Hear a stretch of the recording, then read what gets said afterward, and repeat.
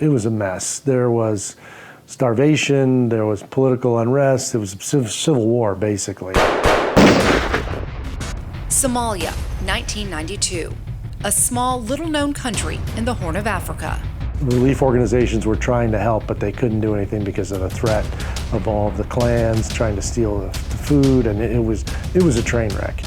Severe drought and famine sent the country into lawlessness. There was a fight for every article of anything that had any values. A humanitarian and political crisis unfolding thousands of miles away. There's a reason why we were sent there to try to restore hope, I guess, at that point for the folks in Somalia that were, starving. Bakar Market is where we're going into, and we were going into a hornet's nest, and we all knew that. I don't think anybody could be totally prepared for the level of violence and the amount of killing that we saw in Somalia. Early October 1993, the world watched as U.S. troops fought in the country's capital city of Mogadishu. Very quickly, it was up on the news, and we were watching it on CNN. We were watching them drag bodies through the street. Their bodies are being desecrated, and the news is reporting it live. They suffered more dead and wounded in a matter of hours than in recent years of operations combined. 2 U.S. Army MH-60 Black Hawk helicopters shot down. An American pilot held captive. It's a psychological battle. I mean, I had some major injuries, but in the end, it's a psychological battle. We were just absolutely furious and wanted to absolutely level that city. Like, this is personal now. You can train all you want, you can train to the highest level, but until that situation involves an enemy, loss of life, crashes, shoot downs, whatever, that changes the whole dynamic. The battle itself, known around the world as the Black Hawk Down incident. It hurts, always hurts when you lose a soldier. I think it's very important we never forget what happened and the lives that were lost and the families that were affected. For the last 30 years, there's been a silent battle fought every day. Gold Star families are our nation's heroes. The unspoken heroes of the Army, of the military in general, or the families back home. The families are kind of the lost souls out there that are kind of just struggling with life as they try to grieve from their loss of their loved one. That's the lasting effect. It leaves a hole in families and lives that can never be filled. And there's nothing you can do.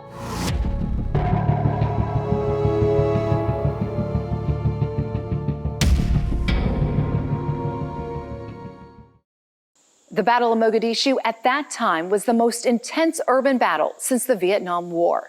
It's more than just a story of capture and survival. It's a story of faith, hope, and love. Faith in the assurance of things hoped for, the conviction of things unseen. Hope for a brighter future and to fulfill promises. And love. Love for your country, your fellow man, and your family. The kind of love that never dies. Way 31 sat down with those whose lives are forever changed since that fateful day.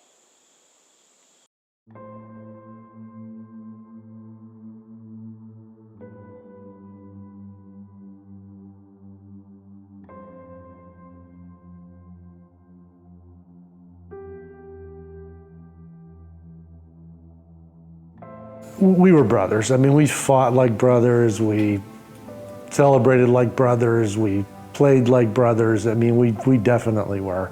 You know, and that's part of what happens in an organization like that.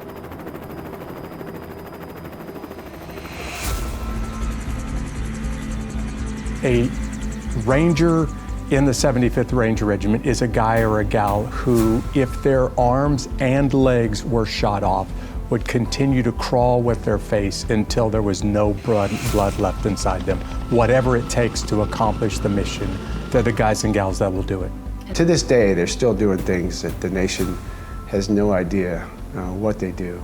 But really, all you gotta do is watch CNN or any type of news networks And some countries in distress and has a problem, you can probably guarantee that the Night Stalkers are somewhere close.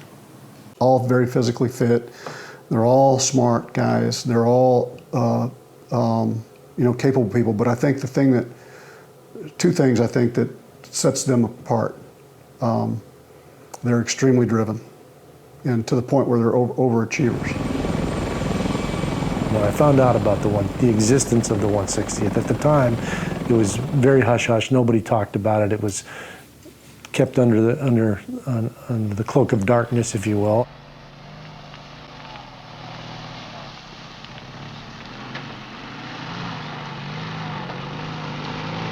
At every level, officers, enlisted, pilots, you name it, they were the top tier guys. We got called up to look at Mogadishu because it was falling apart. It was a mess. There was starvation, there was political unrest, it was civil war, basically. And relief organizations were trying to help, but they couldn't do anything because of the threat of all of the clans trying to steal the food, and it was a train wreck. Somalia in 1993 was the epicenter of a drought that had led to a famine, and in Africa, 500,000 people dead of starvation.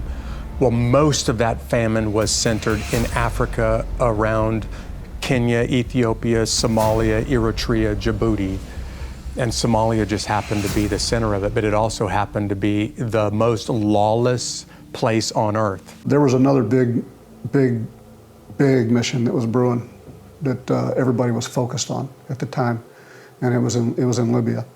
And we were all geared up doing training for that particular mission. When we got pulled off the big mission to go to do this UN mission in Somalia, we were furious. There was so much destruction, and obviously the death was the reason why we were sent there to try to restore hope, I guess, at that point.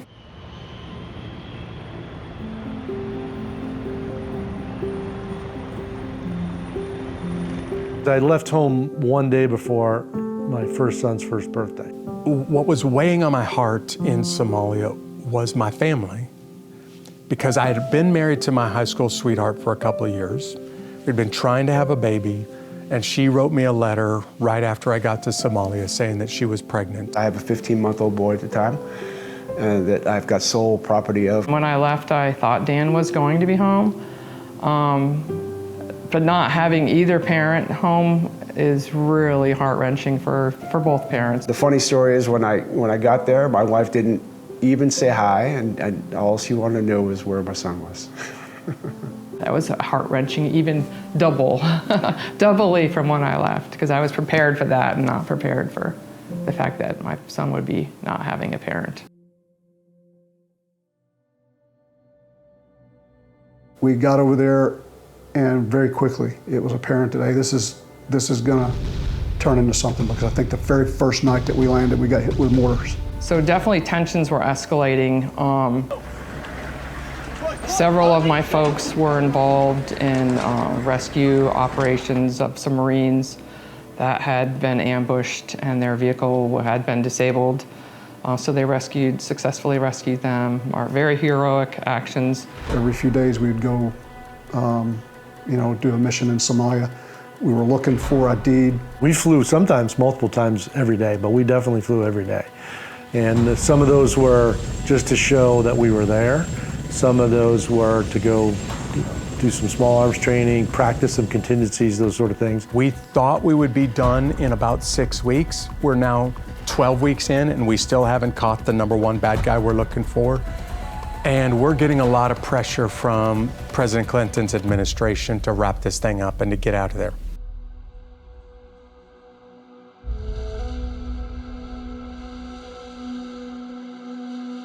Had a crew out flying, and they were on the Eyes Over Moog mission, and they were struck underneath their aircraft by an RPG.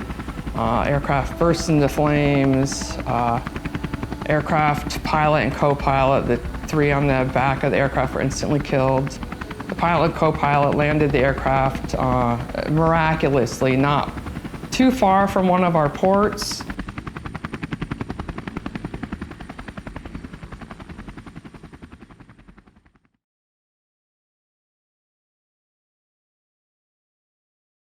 We realized that we were vulnerable. I don't think we saw the RPGs, rocket-propelled grenades, as a significant threat until that moment. We took Super 6-1's aircraft, we took Donovan Bradley and Cliff Walcott's aircraft, and we rehearsed a down aircraft scenario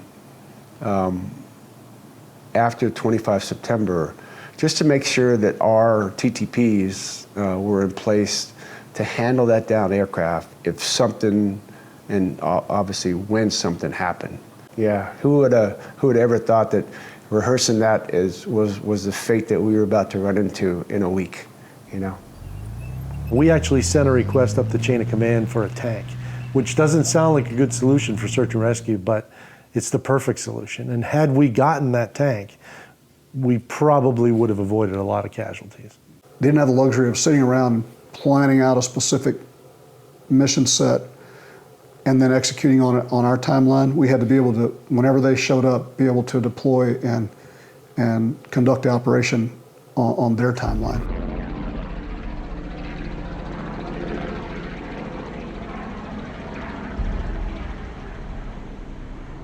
Well, I was actually at the operations center. We were planning a training exercise for the next day. We started watching it, and at first we were like, okay, this is just going to be another false alarm. And the more we watched it, the more we realized, hey, maybe there's something here, you know, and the intelligence gradually started coming in, and it started matching up with some of the triggers that we had identified early on that would cause us to launch our raiding force. We're not going to have the chance to get these two guys in the same building at the same time if we wait till nightfall. Bakar Market is where we're going into, and we were going into a hornet's nest, and we all knew that. All of us knew before we launched the force, this is going to get ugly. How ugly? We have no idea. And I came running back out of the hangar, and the pilots ran to their aircraft, the Rangers ran to their place, and everybody was geared up, ready to go, kind of anticipating it. Your blood pressure and everything is elevated at that point because you know it's game time. And that's what we trained for. You know, I mean, we were pumped to go. And it still sends a chill up my spine just thinking about it. I loved what I did for a living. And you know, to me, there's never been a greater challenge in my life. I'm the first Humvee leading the long convoy and navigating them through the city streets. We had that target building, which was kind of, it was a 3-story building, kind of L-shaped. My job was to go into the lower ground floor of the building and start clearing that section, and they had other teams that were distributed with different responsibilities in the building. I'm the flight lead of my element, which means I'm responsible to get my aircraft and a flight of aircraft to a specific target. To me, this is the ultimate. It's like you are the quarterback. I mean, you know, it doesn't get better than that. It put me in a mode where I felt very confident and close to invincible. Not totally invincible, but pretty darn close. So I was a pilot in command with Herb Rodriguez and Kenny Hickman in the back. We were the combat search and rescue aircraft. So we had doctors on board, we had litters on board, we had medics and guys that were focused on combat search and rescue of a downed aircraft. So that was our primary role and responsibility. This is daylight. This is really, really dangerous. This is the heart of the part of town that's controlled by ID, the guy we're going after, which means we're essentially going into his front door, and we don't have any backup. All of us knew that. Because of the speed and violence of action and our aggressive nature, we thought we could get in and out quickly. We start to come under gunfire before we even get to our position, and we stay under gunfire. Clearing the building went really well. We actually had a couple of guards in our section of the building that laid their weapons down immediately. They didn't want anything to do with a face-to-face fight. And then we got called to consolidate on the second floor. I'm orbiting with my flight north of the city. I mean, we're done because The exfiltration is supposed to be by ground vehicle. So we're just a contingency force at this point. We were grabbing as much paperwork as we could so that we could look at it later and get some intelligence off of it. And we were basically preparing to leave. And while we were coming in, the bird behind us that was a Black Hawk dropping off another Ranger blocking position had one of the young soldiers fall out of the helicopter. And so they were out there treating him and getting him ready for movement, which takes a little bit of time. We get the call that Todd Blackburn, one of the Rangers who left the Black Hawk to slide down the ropes, missed the rope, and he landed in the city streets head first. And the longer you're on target, the more those guys are coming in to fight, and then your aircraft that are supporting you are having to come in and do more support. So they're engaging with their little birds are engaging with their guns. We had a Black Hawk gunship that Cliff Walcott was flying, and they're coming in close to give support, and so you're just exposed more. So I hadn't even been on the target for 5 minutes when my commander was calling me, ordering me to take Blackburn, me and my men, take Blackburn back to the base, get him back to our surgeon, come right back out here, link up with the force about the time that they're ready to pull off the target. And on the fight back, I went through the most intense gunfight I've ever seen in my life. Nothing else has even been close. And just a few inches behind me was the best machine gunner I have ever seen in the Army. His name is Dominic Pilla, and he took a round in the forehead right behind me while we were making our way back to the base. And Pilla was dead before his body even hit the floorboard. And the vehicles were completely riddled with bullet holes, and we hadn't even been out there for 10 minutes by the time that I get the mission to take Blackburn back to the base. And what we went through just getting back to the base to drop Blackburn off, frankly, none of us should have survived. Then the worst of all possible contingencies happens, and Super 6-1 is shot down. And Eternal Optimist, okay, they got shot down. Cliff and Donovan will be, grabbing their weapons and jumping out of the aircraft and, making their way to a rendezvous point before you know it. And we'll just clean this thing up and go back and talk about it and beat each other up, and we'll move on to the next mission. Never in my wildest dreams would I think that both Cliff and Donovan would die when that aircraft hit the ground. I still think it was just the absolute $1 million shot that brought down that helicopter, but that's when I knew. I was like, okay, things just really changed for us. No longer are we're packaging up, getting ready to leave. We're going to be here for a while. When Cliff and Donovan got shot, and Super 6-1 is going down, that changed everything. Because now the ground force didn't know what to do. I've got the CSAR package, the Combat Search and Rescue package, on board. So I know I'm going to be engaged if I can to go help these guys out. You can train all you want, you can train to the highest level, but until that situation involves an enemy, loss of life, crashes, shoot downs, whatever, that changes the whole dynamic. So we knew what direction it was and kind of how far away it was, but we really had no idea of the pinpoint location of it on a map. So we just started moving generally in the direction that we saw the helicopter go down in. And immediately, once you stepped out of the building and onto the street, we started encountering fire. So when I realized, okay, game on again, was when the commander called and said for us to replace 6-1 over the target. And again, we're eager to do it. The guys need help on the ground. We're on it. Keep in mind that the Somalis also saw the bird go down, so they're rushing to get to it as well. So it kind of became this race to get there and own that piece of ground. What they were doing is kind of skirmishing, I guess, for lack of better terms. They were paralleling us on its roads, and every time we'd cross to an intersection, they would, several of them would just empty a magazine of AK-47 rounds at you, and then you'd fire back and they'd run and then they'd reconsolidate, and they'd follow you up to the next corner and fight. We get there, and aircraft comes in, and I'm on the controls, and we go up over the top of a wire, and at this point in time, we have crowds assembling all over the place, and our poor door gunners in the back are not firing because there's so many innocent civilians surrounded by soldiers. Of course, while we're treating casualties, it started to get dark, and then things started to change for them and for us, and probably better for us. We weren't equipped with our NVGs because we went in the daytime. Big lesson learned for me. Just because you go in the daytime and it's going to be 15 minutes doesn't mean that things aren't going to go bad and you're going to be there all night. So you go in like you're going to be there forever.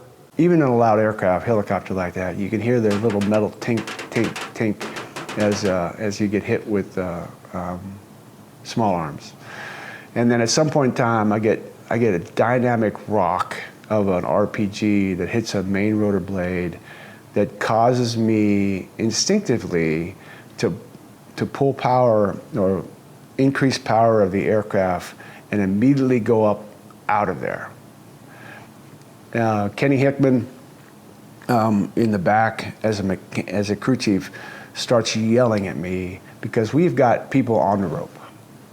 And so I don't know how high I got. It must have been a couple 300 feet. But anyways, Kenny, through the chaos, was able to tell me to stop. And then we hovered back into that hole with that damaged aircraft long enough to save those guys' life. And to this day, I give Kenny credit for saving those guys' life because I was out of there.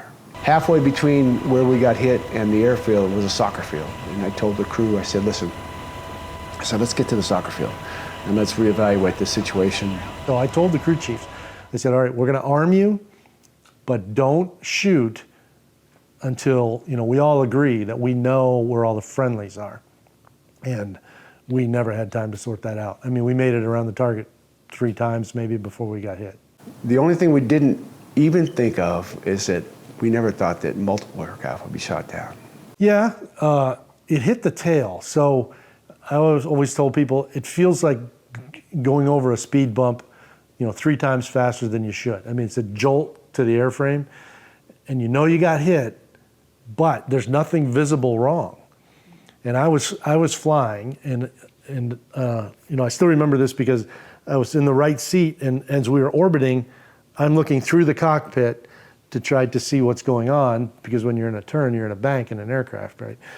And as soon as we got hit, I rolled out, and then I just started heading for the airfield, which is only 2 miles away. I mean, we're going to go see what's going on with the aircraft, and we'll be fine, and we'll, put a Band-Aid on it and jump back out here. And then a few seconds later, all hell breaks loose.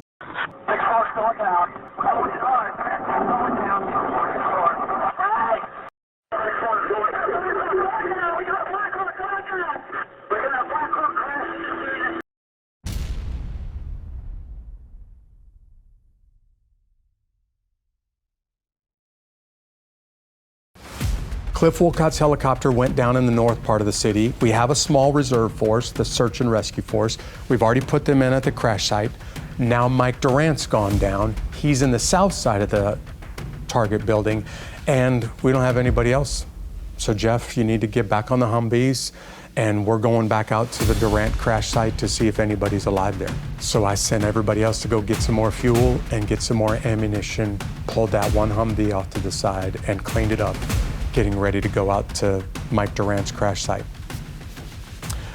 And at that moment, I was 100% convinced everybody in my squad is going to die.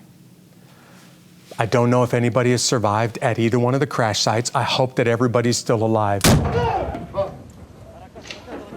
At that moment, I just started to surrender my fate in God's hands, really to just surrender my life. I know I'm not going to see tomorrow morning. There's no question I'm going to die, but I don't want to do something as a leader that's going to cost somebody's life tonight unnecessarily. So from that moment on, all I could think about was my men. When we were moving to to our crash site, what we call the first crash site.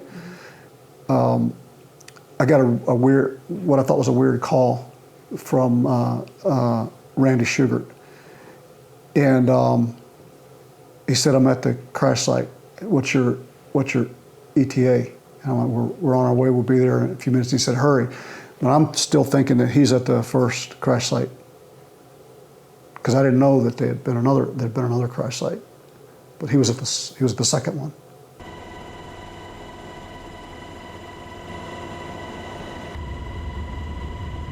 It took us about an hour to get the aircraft back up and flying. So I know at some point I went down to their tactical operations center and was trying to get the heads up on what was happening, and then found out what Dan was doing, and then found out about the aircraft. It was very dynamic at that point in time. So now we have 3 aircraft down. So I was unconscious, we think, for maybe 8 minutes. Now I remember, we got hit and we're on the ground and somehow I'm alive, because you could argue that was really not a survivable crash. Hurt pretty bad, but didn't really feel anything yet. There's debris in the cockpit. I pushed a piece of tin roof out of the cockpit so I could see what was going on. Frank is moving around, so I know he's alive. I can hear the crew chiefs. They were hurt pretty bad. They don't have the survivable seats like we do. At least they didn't at the time. And it was a very, very hard impact. And it's hard to say if they would have survived, even if we could have got them to a trauma center. I know they were hurt bad. Ray got out of the aircraft as I was sort of getting settled and realized, with this broken femur and broken back, I can't get out of the aircraft. So I'm gonna just fight it out from here. He made his way out. His injuries were similar, but he had a lower leg fracture, not a femur. And he was able to get himself out. I don't know exactly how. We were flying with the cockpit doors removed, so at least he got one less thing you got to deal with. And then, as I understand it, he made his way over to a tree near the aircraft, but I never saw him again. I know he was killed by gunfire. I reached down and I grabbed my MP5. So the first thing is, that's a 9mm submachine gun. The first thing is obviously survival, right? Defend yourself. And I hadn't got much further than that in my thinking when Randy Shugart and Gary Gordon are standing by the cockpit. I think after a few minutes, I began to realize, okay, there's only 2 guys here. So is there really such cause for optimism? Because we're surrounded, and they're as good as they are, they're resource limited, and at some point, we're not gonna be able to hold our own here. And as it turns out, that's what happens. They run out of ammunition, are both shot, and they both lose their lives.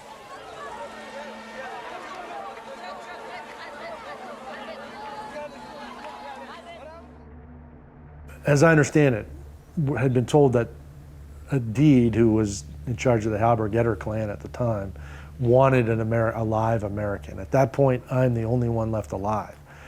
And I don't know whether that's the reason they stopped beating. I mean, initially they were gonna beat me to death, there's no question about it. I mean, they broke my nose, cheekbone, eye socket, they were ripping all my gear off, and I'm sure that, this was it. And then suddenly somebody's shooting rounds in the air and basically getting control of the mob. And as I understand it, capturing me on behalf of General Adid. To think you could be there for years, I mean, you can't process that, right? And so I just said, look, just do what you need to do today.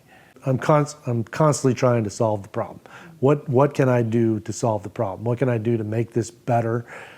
And just deal with it. There was no why me. It was just again trying to revert back to common sense in some cases, and then what they had taught us in survival school. So I spent the entire night, Marie, until 10:30 that next morning, with good pinging information from all 6 of those soldiers' radios, hoping that they were going towards a safe location and that we would be able to extract them. Now knowing that the Somalis had taken or killed all of the 5 of them, and Mike had been captured And they had turned their radios on, and the radio transmissions and the pinging that I was getting from my aircraft was just the Somalis had turned the radio on. For all the soldiers listening to this, they'll understand what I'm talking about. The fight became taking care of each other and trying to get everybody back. And it had nothing to do with the politics, it had nothing to do with what we were doing as far as who we were taking. It was all about getting people back and protecting each other as we continue fighting this battle. Basically, half of us that went out there that night were killed or wounded. And frankly, all of us should have died. And the half of us that survived, to a man, almost every one of us have said, there's no explanation why I'm still here. I shouldn't be here today. And I just attribute it to my faith in a sovereign God who controls what happens on the battlefield. I just do my job and the rest is in His hands. My crew stayed together that entire night, and at 10:30 in the morning, they finally called it and said, we didn't know Mike was captured at that point in time. I don't know if we knew, I don't think we knew anything of the story of the bodies being drugged to the city or anything else at that point in time. It was crushing. I mean, I had hoped that Donovan had survived all night long, and when I was told, it was hard. And like I said, at that point in time, we just hoped that Mike and his crew were okay.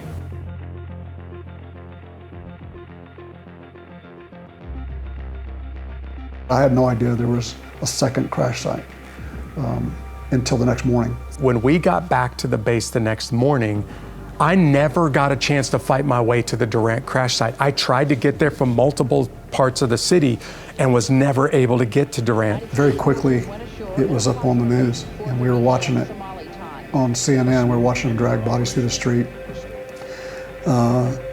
Knew about Mike, and we were just absolutely furious and wanted to absolutely level that city. Like, this is personal now, and it was just gut-wrenching to have to sit there in that hangar and feel like you were powerless when you just want to just go up and carry every round of ammo you could carry and just go out and start laying waste to the city until they gave yours back. We watch what the whole rest of the world watched. We watched our friends being dragged through the streets, their bodies are being desecrated, and the news is reporting it live, and it's just a few hundred yards away from us. And we're all leaning in to try to see if we can make out that tattoo or that birthmark to figure out who that body is as the Somalis are brutally desecrating them. And the news is showing this for the families to see and for all of us to see. At 1 o'clock or so in the afternoon, I get woke up by Stan Wood, and it says that Mike's alive. Amazing. Amazing feeling. But I knew that he was focused on finding Mike, because if there's someone out there alive, they want to make sure that they, that think is potentially alive, or that the crew was potentially alive, because there was a lot of uncertainty. I think that his focus was on making sure that they could find him and get him back. Our focus was getting Mike back. I'm a Black Hawk pilot. Black Hawk pilot. Video exploitation, I think, is something any prisoner is at least concerned about, because it's like being interviewed by the media, right? I mean, you can kind of turn it into almost anything you want, depending on how many things you say. They can be cut up or abbreviated, or the question changed, or whatever, right? So there's always a lot of concern when you start talking about being videotaped in captivity or under interrogation. CW3, Mike Durant, U.S. That was my proof of life. That was, without that video, nobody knows where I am, if I've survived or not, and there's no accountability. But once there's proof of life, now the Somalis are accountable for my safety and survival in as much as, they're going to comply with the Geneva Convention in a situation like that. So we started gridding out the city, and we put loudspeakers in the back of Blackhawks, and then we started flying these missions and played this god-awful music that I'll never forget. I mean, it's hard to remember, but it's god-awful music. I don't know who it was that mentioned, why don't you talk to him? And so he put me on loudspeaker, and I basically, just told him the same thing, I tell him to this day. I said, we're not going to leave you. First of all, anybody that served, certainly in combat, is going to tell you, they know that their brothers and sisters are going to do whatever they can do on their behalf, and you're confident in that. But to hear it is something different. When you hear from the sky, Mike, we won't leave without you, it's pretty moving, and it just raised my optimism level a little bit, not a lot, but a little bit. And anything positive is a really good thing in that situation. I didn't know that he had a compound fracture of the femur. Didn't know about his back, but I knew Mike would be okay as long as we could get him back. The frustration of not knowing where he was and just want to go out and we'll just go house to house to house and hit every house in the city till we find him. And that's the soldier side of it, and then your leadership's thinking, no, we got to have intelligence and stuff, and we were geared up and ready to go 24/7.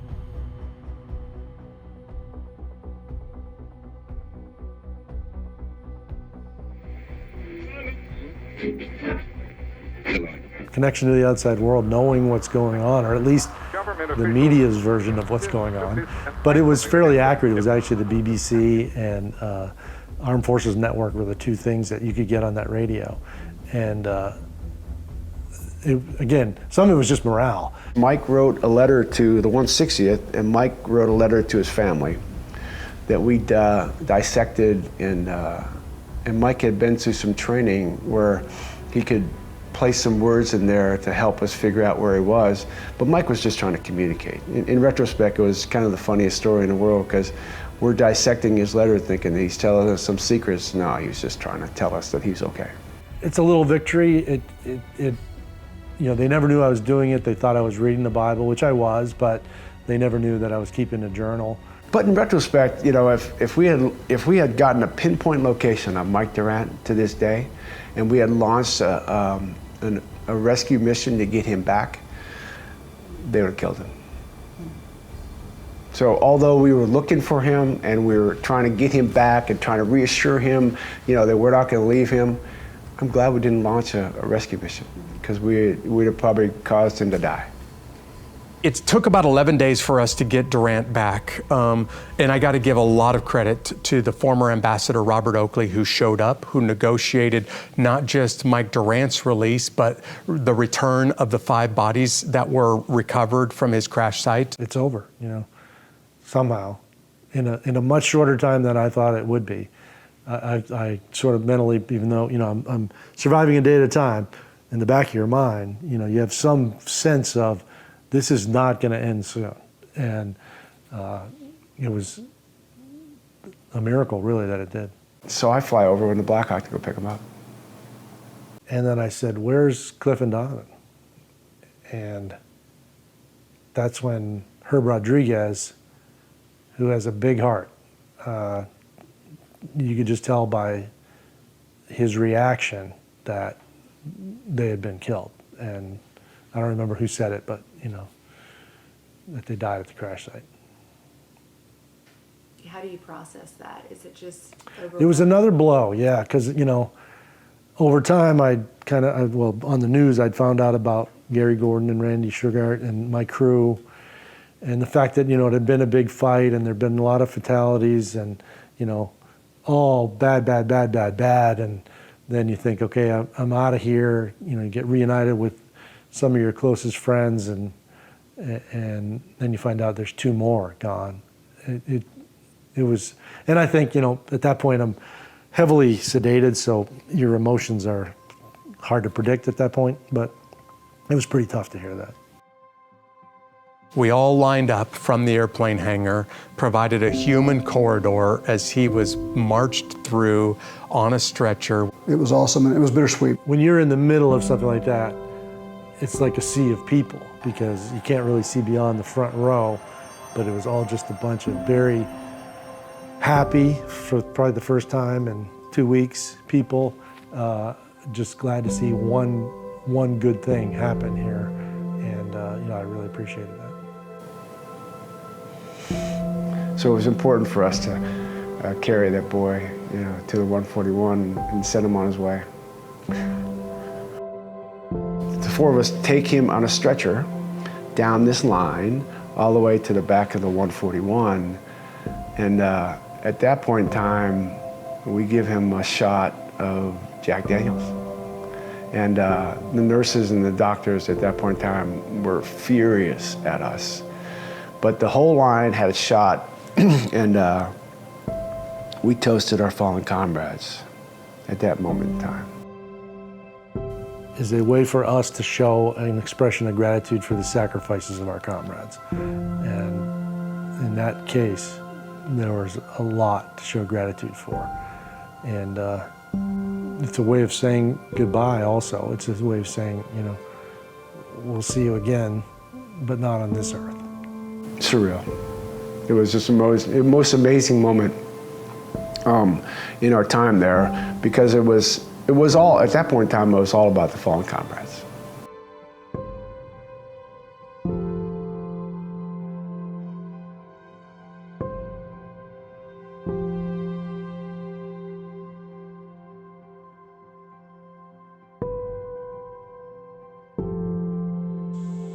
A few days after the battle, another American soldier died in a mortar attack on the compound in Mogadishu.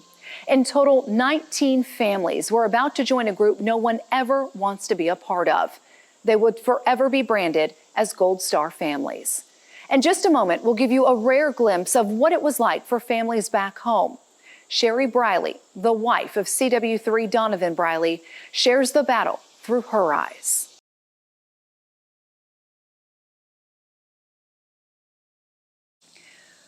Welcome back. You just heard firsthand accounts of courage in the face of adversity, a true testament to those who wear the uniform. But it's the unspoken heroes, those who are left to navigate this life without their loved ones, that live with the pain every day. This is why we remember. We met on April 5th, 1983. From that moment, Donovan and Sherry were hooked. He was very likable. I mean, I think one of the things was that people, he was honest, and he would just, he might tell you something you may not like, but he's not gonna, hold back. They dated for almost a year before he went to flight school. I just remember just bawling, thinking, oh my gosh, I'm never gonna see him again. How am I gonna, the only way they can call is collect. And I remember he called, and he's like, I'm coming home for Thanksgiving. And then he asked me to marry him on Thanksgiving, and then that was it. We had a quick wedding. And like most young, newly married military couples, off they went so Donovan could finish flight school. That was our honeymoon, driving to Fort Rucker, Alabama. Flight school was the best. I'd never been away from home because I went to school right here after high school, so I didn't really go out of state for college. And just all the fun things that I never would have experienced. I have wonderful memories of the initial introduction into the military because of just the closeness. Several years and a little girl later, Donovan would join the 160th Special Operations Aviation Regiment in Fort Campbell, Kentucky. The neighbors, I'm still, we are still in very close contact in Jordan. Of course, grew up with the kids there, and they all have kids now and still stay in contact with one another. Life was good. even though, you think about this big military, it's very close-knit, and aviation is even closer, and it's very small, and, just the friendships and the love that they show the families, that, that's kind of what, I know it helps them as much as it helps us to be a part of a unit. In August 1993, the pilots set off for what they considered to be a regular mission. With the guys gone, the wives connected, becoming even closer than before. The wives and the children, we all did things together. We did coffees, we did, just game days and play dates, and it was because that's all we had. Sunday was a third, and we're all getting up, getting ready to go to church. Well, I get up and I'm thinking, I'm not feeling that great. And plus stuff was on the news, and I kept calling back to the commander's wife, and I'm like, is anything going on? Do we need to, is there anything that we need to know? Or no, nothing. We don't have anything. The rear detachment didn't have anything. Sherry and their young daughter were in Texas for the weekend, visiting some of Donovan's family. She remembers the uneasy feeling that stayed with her the whole trip back to Fort Campbell that night. I get a call and it says, you need to be at the bunker at such and such time. They called like 3 different times. And so by the second time that they called, and a couple of us had bag phones, so we were able to be in contact with one another. And one of the wives that I knew had called, that I could speak to, she came to me, and at like 4 o'clock in the morning, I am taking my daughter to the house across the street. And I said, something's happened. I don't know what it is, but I need for you to, get Jordan, get her ready whenever y'all get ready for school, and y'all go on to school. We left. As soon as I dropped Jordan off, I called my boss. I woke her up and told her, I'm sorry, I'm not going to be in today. Something's happened. I don't know what, but something's going on. And my friend gets there and ends up that she puts her phone in my car. We hooked her phone up. So, mine wasn't on, but while we are driving is when Lori Durant gets a knock on her door. And it's saying that her husband is missing. And she calls us and tells us. And, we're headed to the bunker because we are on somebody's name. We're on somebody's list to be there for support. And, then I start thinking, I haven't heard from my friend Lorraine. I haven't heard from, all these names that are popping in my head, thinking, oh my gosh, who am I going for? The notification team tried to call Sherry to tell her to stay home, but she was already gone. We get to the bunker, and the rear detachment guy is standing there, and I tell him who I am, and all of a sudden, going into that bunker, I hear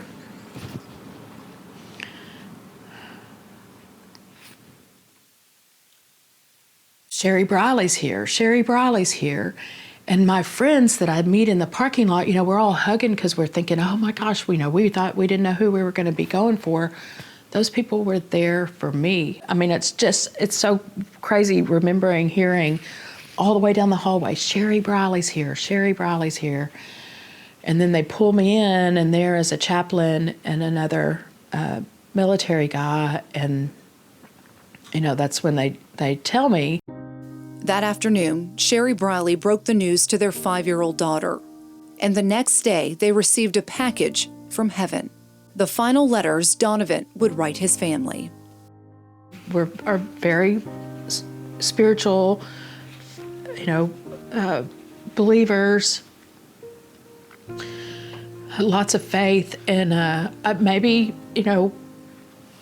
he knew and wrote Jordan almost like just a life lesson of, these are things that probably, when do well in school, do your best, always be truthful, be a person of your word. I mean, all these things that, he shoved into this letter that he wouldn't, like maybe he knew he wasn't going to have a chance to tell her.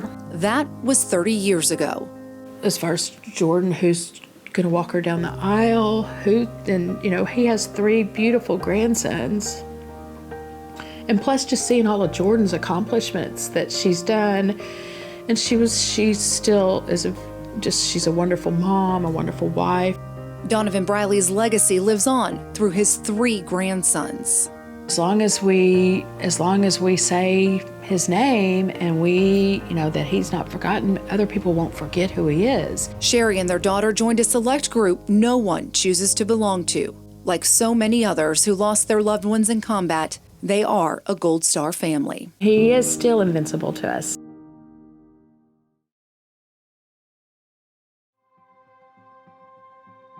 Gold Star families are our nation's heroes. I mean, besides their husbands or wives or their significant others losing their life in combat in defense of this nation, the Gold Star families have to suffer through all that loss. That's the lasting effect. It leaves a hole in families and lives that can never be filled. And there's nothing you can do. The unspoken heroes of the Army, of the military in general, or the families back home. Every minute that you're gone, they're wondering what's going to happen. Every time the phone rings, they get a knot in their stomach. I personally have always just felt tremendous gratitude and felt blessed that I've gotten now this 30-year bonus to my life. That I don't know how I got it, but I appreciate the fact that I do have it, and I've tried to do everything I can do with it. I think it's important to remember them, and to celebrate them for the men that they were. I also think it's very important for those of us that were fortunate enough to have survived that battle to try to be the best that we can, because if you don't, then what are you here for? For surviving families, knowing that you're not alone, even though the type of death may have been totally different, something, it doesn't matter. I just want people to understand the level of commitment that today's military has for their freedom and for our way of life. I want them to recognize what the military family sacrifices. It is incredible what military families go through, and most people will never know in their lifetime what they have given up for our freedoms. I can smile about some things, and just some things are just still, you can't help but not, just, it's emotional. It's painful, and does that pain ever go away? It gets easy. It does get easier, but it's still there. I wouldn't be here without them. There's no question. I've said that from the beginning. It's the most courageous act I've ever witnessed, and they certainly deserve the Congressional Medal of Honor, which they were both awarded. And there's words can't do it justice, honestly. To get a second life. I mean, essentially the second half of my life I got because of their sacrifice. But it is a great honor to their family, and it's something that that their family, can be proud of, but it doesn't bring back the husband and a father and a friend. It affects everyone permanently. 3 decades later, and not much has changed in Somalia. Bullet holes and remnants of the battle still litter the city's streets, a painful reminder of the bloodshed and perils of war. And yet, for those directly impacted by the battle, these 3 things remain: faith, hope, and love. Faith in the American soldier and a higher power. Hope for a brighter future and the reunion with loved ones when we leave this earth. And the greatest of these is love. Love for country, your fellow man, and family. I did read this one letter. It was from a cancer survivor. She had been in a group of people who all had cancer. They all died except her. And she had this attitude, and I'm paraphrasing here, about, I can't just live my life thinking about why am I alive and they are not.